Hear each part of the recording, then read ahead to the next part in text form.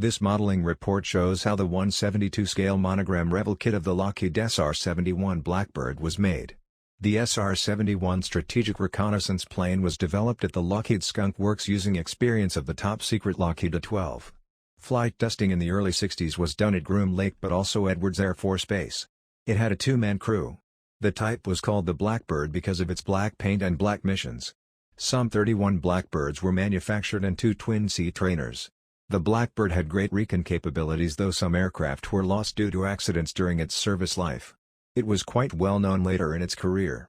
Missions were flown from Kadena at the Japanese Okinawa Island, Mildenhall and other deployment sites. This video shows how the 1/72 scale monogram Revell model of the Lockheed SR-71 Blackbird was made. In 1984, Monogram came with a Lockheed SR-71 Blackbird kit in 1/72 scale. It also contained a D-21 drone to be set on a spine pylon.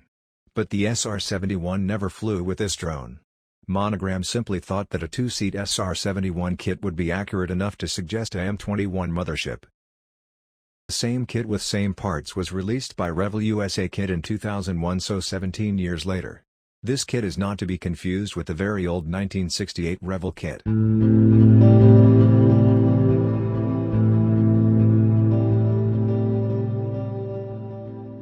All panel lines are unfortunately raised but show the ram panels at the chines and leading edges.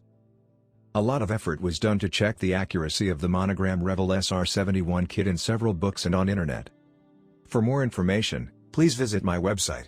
It was concluded that the Monogram/Revell kit fuselage length is just 2 mm too long, which is quite good. It seems that the length difference is somewhere aft of the main gear bays. The engine nacelles also look about 2 mm too long, somewhere amidst the nacelles. But in fact, the main kit dimensions are quite good. When looking at real SR-71 photos, it is clear though that canopy hatches of the kit look too flat and too wide. That's because the forward fuselage cross-sections of the kit are too shallow. That causes the kit canopies are about 4 mm too wide as well. I concluded that the kit fuselage cross-sections can hardly be corrected without major surgery changing all the fuselage cross-sectional shapes. It was decided to leave the main parts and simply use them. There are several 1/72 scale SR-71 kits, but none of the 1/72 kits are perfect. Compared to the Italori testers, Hasegawa and Academy SR-71 kits, it seems the Monogram Revell kit overall has the best shapes. Some shape inaccuracies in the Monogram Revell kit can be camouflaged a bit though. Now let us start the build.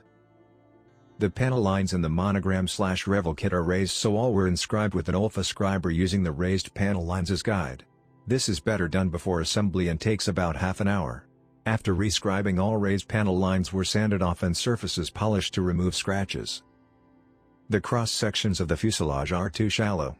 That affects the cockpit openings and cockpit hatches, as well as these are 4 mm too wide, and this is really visible.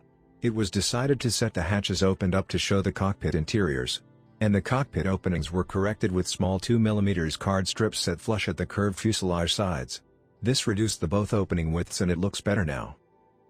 The cockpit hatches can be bended and reshaped as well to a smaller width, and the lower edges were sawed off by about 1 mm. If these hatches are installed opened up, the model will look better. Another correction was done about the tread of the middle wheel center lines. In the kit it is 4 mm too wide.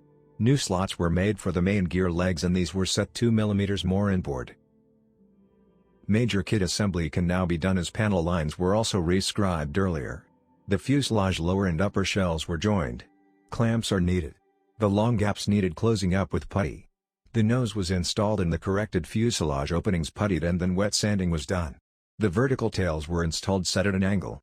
Ensure symmetry. I later found out that the raised plate on each tail is too thick, better sand these flat.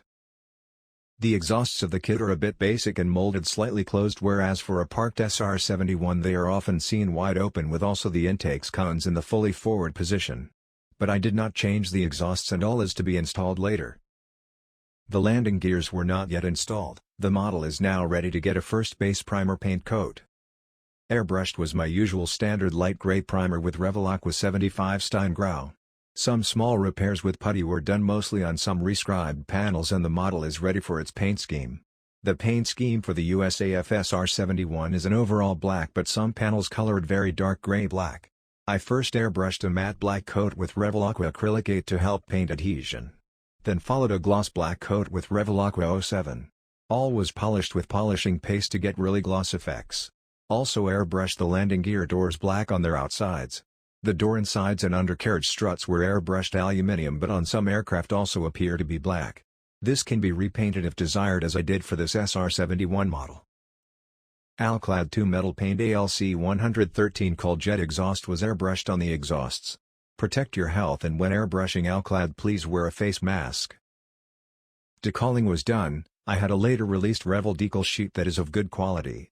The scheme picked was for the SR-71A test aircraft flying mostly from Lockheed Palmdale. I needed to change a bit the numbers and decals for this. Here the later 1/48 scale Revell SR-71 kit scheme is shown for information. When dried, the gears were installed with the main gear installed in the reposition slots. Note that the anti-torque scissors face forward. The doors got some small rods running to the gear leg and the inside door retraction rods as well. Some hydraulic tubing was added on the gears made from stretched sprue and painted. The nose gear was installed as per kit and 2 landing lights were added, as were a few hydraulic lines. The various vents and blowout doors at the nacelles and a few panel lines were highlighted with a soft drawing pencil. The applied decals really show off and stand out, a bit too much for a good 1/72 scale effect. To make the decals less bright, after cleaning up the model surfaces, another thin coat of Alclad ALC-113 jet exhaust paint was airbrushed. This will give the model slightly a metallic hue as well and protect the decals. The cockpit interior shows variations of medium and dark gray with dark gray rear cockpit bulkheads. The instruments and consoles were suggested with decals. The kit seats were used. As described, the corrected kit cockpit hatches were installed. These were painted black and dark gray inside. The SR-71 windscreen is correctly molded and was fixed with white glue. That completed this 1/72 SR-71A model.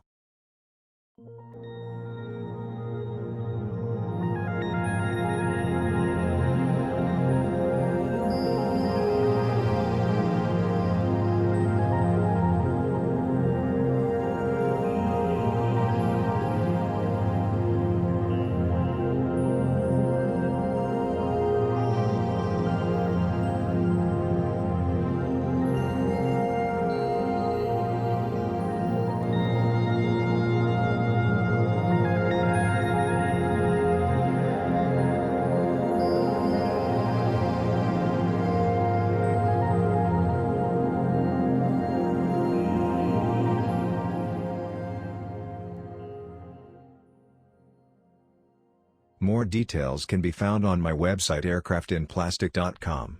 I hope you enjoyed this video.